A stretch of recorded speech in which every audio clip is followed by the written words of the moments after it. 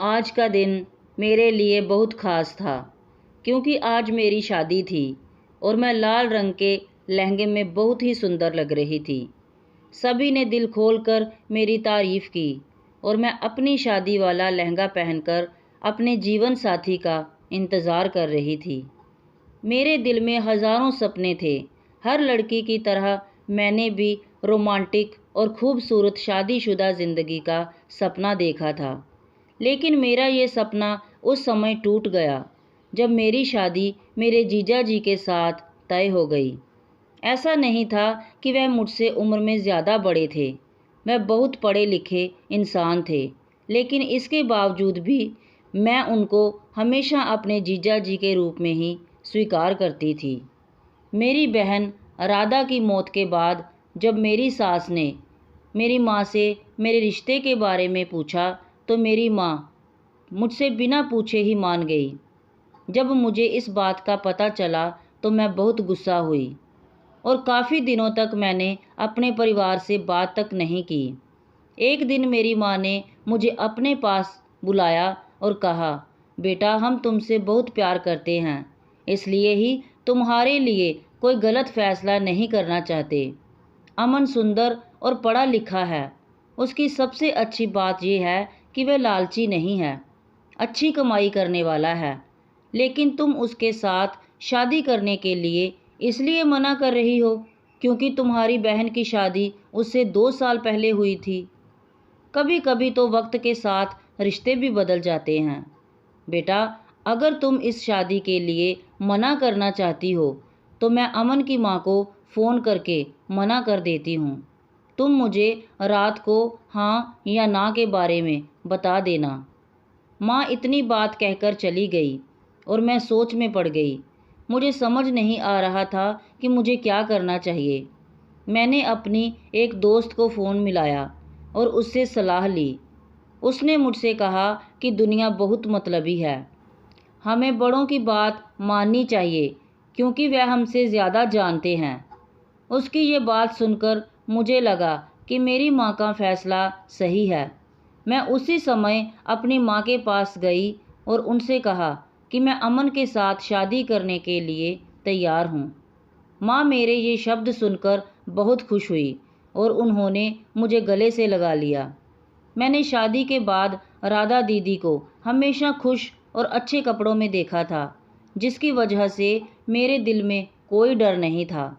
शादी के बाद जब पहले दिन मैं अपने कमरे में गई तो मैंने दीवार पर लगी अपनी बहन की तस्वीर देखी और मैंने कहा, मेरी प्यारी बहन, मुझे तुम्हारी बहुत याद आती है और तुम अपनी सारी खुशियाँ मेरी झोली में डालकर क्यों चली गई।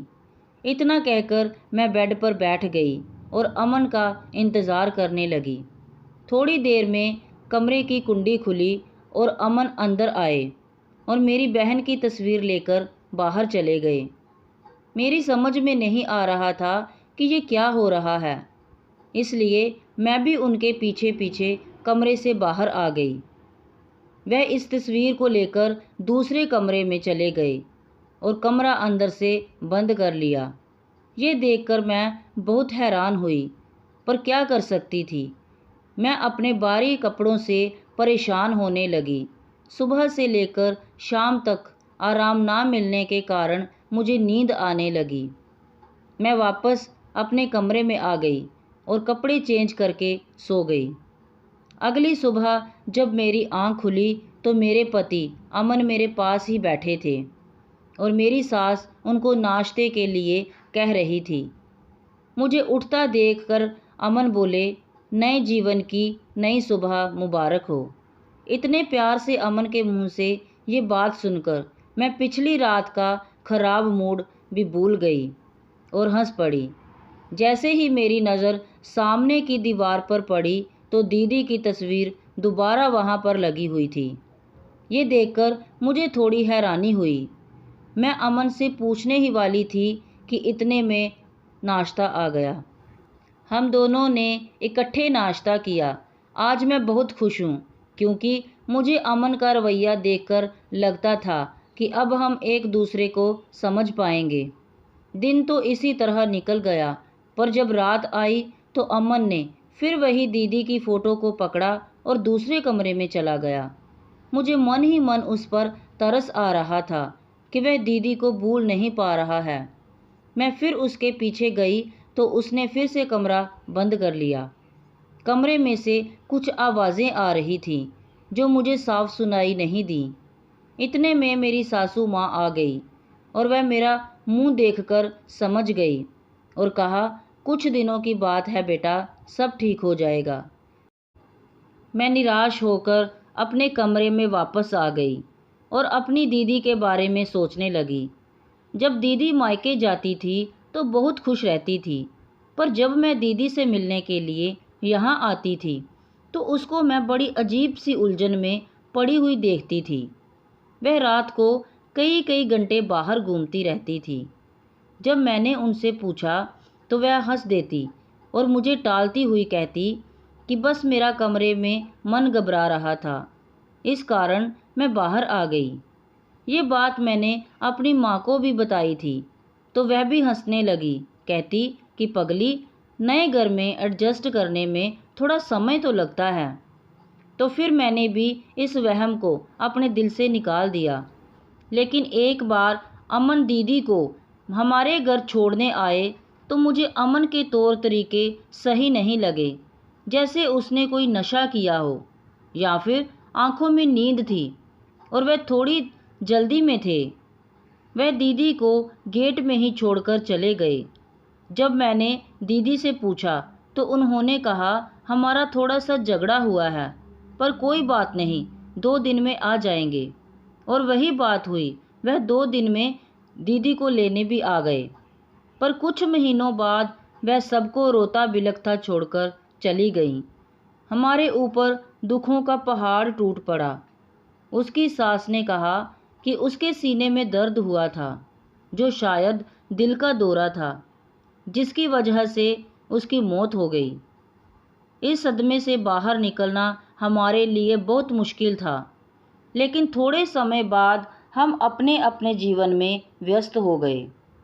मेरी मम्मी पापा ने मेरी शादी अमन के साथ इसलिए करा दी ताकि दीदी की तरह मैं भी उसके साथ खुश रह सकूं। दिन में तो वो ठीक रहते, लेकिन रात होते ही दीदी की तस्वीर को लेकर दूसरे कमरे में चले जाते और उसके साथ बातें करते। मैं उनका दुख कम करना चाहती थी, पर मुझे ये मौका नहीं मिल रहा था। मैं इन्हीं ख्यालों में सो गई। मुझे रात को अजीब सा सपना आया और मैंने देखा कि एक अंधेरे कमरे में दीदी रो रही थी। मैं डरकर उठ गई। जब अगली सुबह हुई तो अमन के बाहर जाने के बाद मैं उस कमरे के अंदर चली गई। उस कमरे में एक सोफ़ा और एक अलमारी थी, उसके अलावा और कोई भी फर्नीचर नहीं था। जब मैंने अलमारी को खोलकर देखा तो उसमें से एक बैग मेरे पैरों में आकर गिर गया। जब मैंने उसको खोलकर देखा तो वह नशीली दवाइयों से भरा हुआ था। मैं बहुत हैरान हुई और मैंने वह बैग उठाया और अपने कमरे में चली गई। जब शाम हुई तो अमन बेचैन होकर इधर उधर घूमने लगा, जैसे उसका कोई कीमती सामान गुम हो गया हो। मुझे भी उसकी बेचैनी महसूस हुई, पर मैंने उसको नज़रअंदाज कर दिया, क्योंकि अगर वह ड्रग्स का इस्तेमाल कर रहा है तो एक अच्छी पत्नी होने के नाते मुझे उसको रोकना चाहिए। ये दवाइयाँ मैंने अपनी दीदी के पर्स में भी देखी थी। मैं रसोई में अपनी सास के पास चली गई और उनको सब कुछ बता दिया कि आपका बेटा नशा करता है, आपने उसके लिए मेरी ज़िंदगी क्यों ख़राब की। तो वह कहने लगी कि ऐसी कोई बात नहीं, तेरी बहन की मौत के सदमे से वह नशा करने लग गया है, तू फिक्र मत कर, मैं उसको समझाऊंगी। सास की ये बात सुनकर मैं चुप हो गई। मैंने रात को सोने से पहले फिर अपनी आंखें बंद की तो मुझे दीदी दिखाई दी। वह मुझे कह रही थी कि तू मुझे इंसाफ दिला। दीदी को सपने में तड़पते देखकर मैं बेचैन हो गई। मेरे दिल में अजीब अजीब से ख्याल आने लगे। फिर मैंने सोचना बंद कर दिया। आज मैंने अमन को उस कमरे में 2 फ़ोटो फ्रेम लेकर जाते हुए देखा, जो एक तो दीदी का था और दूसरा किसका था मुझे पता ना चल सका। उसके कमरे से जाने से पहले मैं उसके कमरे की खिड़की खोल आई थी कि मैं देख सकूं कि वह रात को करता क्या है। जब वह कमरे में चला गया तो मैं पीछे पीछे खिड़की खोलकर जाकर खड़ी हो गई। मैंने देखा कि वह फ़ोटो के साथ बातें करके कह रहा था, मेरी जान, तू दूसरी दुनिया में अपने आप को कितना अकेला महसूस करती होगी। मैं तुम्हें उदास नहीं देख सकता, इसलिए जल्दी ही मैं तुम्हारा अकेलापन दूर कर दूंगा। बस थोड़ा इंतज़ार कर। इतना कहकर अमन ने अपनी गोदी में से दूसरी तस्वीर उठाई और दीदी की तस्वीर के साथ जोड़कर रख दी। ये तस्वीर किसकी थी इसके बारे में मुझे पता नहीं चला, पर अमन के मुंह से ये शब्द सुनकर मेरे पैरों से ज़मीन ही निकल गई। मैंने सुना कि अमन आत्महत्या के बारे में सोच रहा था। हो सकता था कि वो दीदी की तस्वीर के साथ दूसरी तस्वीर अमन की ही हो, लेकिन मैं अमन को आत्महत्या करने नहीं दे सकती थी। मेरी रात तो ये सब बातें सोचते सोचते ही निकल गई। अगली सुबह हुई तो मेरी सास ने मुझसे कहा कि बेटा, मेरे फ़ोन में रिचार्ज नहीं है, इस नंबर से डॉक्टर को फ़ोन मिला दो और उससे पूछ कि कौन सी दवाई खानी है, क्योंकि मेरे सिर में बहुत दर्द हो रहा है। मैंने डॉक्टर को फ़ोन मिलाकर सासू माँ को पकड़ा दिया, पर गलती से उस पर रिकॉर्डिंग लग गई थी। सासू माँ फ़ोन लेकर अपने कमरे में चली गईं और बात करने के बाद उन्होंने मुझे फ़ोन पकड़ा दिया। मैं फ़ोन को चार्ज पर लगाकर काम करने लग गई। काम ख़त्म करने के बाद जब मैं अपने कमरे में आकर अपना फ़ोन देखने लगी तो उसके ऊपर रिकॉर्डिंग वाला बटन शो हो रहा था। मैंने उसको दबाया तो रिकॉर्डिंग चल पड़ी। वह रिकॉर्डिंग सुनने के बाद तो मेरे शरीर में से जान ही निकल गई। मेरी सास डॉक्टर से कह रही थी कि डॉक्टर साहब, आपकी दी हुई दवाइयाँ मेरे बेटे को कोई फ़ायदा नहीं कर रही। आपने तो कहा था कि उसकी दूसरी शादी करवा दो और वह ठीक हो जाएगा, लेकिन उसे तो थोड़ा सा भी फ़र्क नहीं पड़ा। वह तो अपनी पहली पत्नी को मारने के बाद अब दूसरी पत्नी को भी मारने की योजना बना रहा है। मैंने आपको पता नहीं अब तक कितने पैसे दे दिए हैं। आप मेरे सारे पैसे वापस कर दो, क्योंकि बेटे को तो बिल्कुल भी फ़ायदा नहीं हुआ। मेरी सास की बात सुनकर डॉक्टर ज़ोर से हंसा और बोला, देखो, तुम्हारा बेटा दिमागी मरीज़ है, उसको ठीक होने के लिए थोड़ा टाइम लगेगा। और रही बात पैसे की, तो मैंने आपके कहने पर ही आपकी पहली बहू की नकली रिपोर्ट बनाई थी कि उसकी मौत हार्ट अटैक से हुई है। अगर मैं तुम्हारी और तुम्हारे बेटे की ये काली करतूत पुलिस को बता दूं, तो तुम दोनों सारी उम्र जेल की हवा खाते रहोगे। इसलिए कल मेरे क्लिनिक आ जाना, मैं दवाई बदल दूंगा। फिर धीरे धीरे आपका बेटा ठीक होना शुरू हो जाएगा।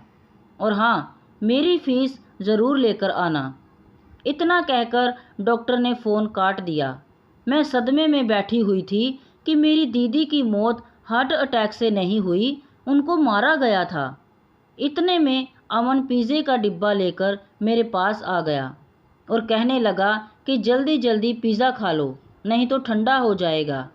ये कहकर अमन बाहर चला गया और मैंने अपने पापा को फ़ोन मिला लिया। मैंने पापा को सारी बात बताई, लेकिन उनको मुझ पर यकीन नहीं हो रहा था। फिर मैंने उनको वही रिकॉर्डिंग भेजी, तब जाकर उनको मुझ पर यकीन हुआ। मेरे पापा ने कहा, मैं आ रहा हूँ, तुम पुलिस को फ़ोन करो।